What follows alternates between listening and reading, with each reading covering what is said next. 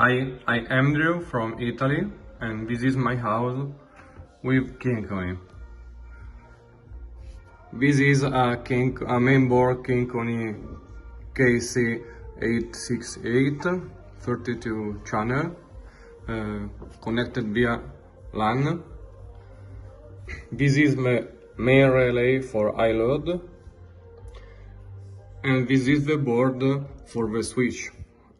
I use a standard switch from my house already exists, and to simplify I use a RJ35 cable and connector with this adapter to simplify.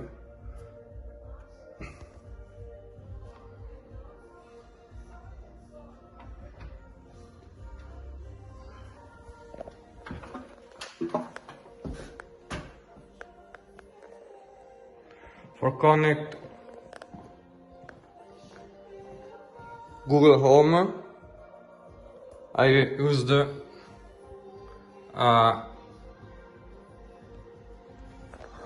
simple board, an orange P0 that cost about $30 or from AliExpress, and I've installed only Node-RED for now, but I'm awaiting a Raspberry Pi 4. And this is Node-RED connected with Google Home, the switch function, and send with TCP connection to the KinCony mainboard.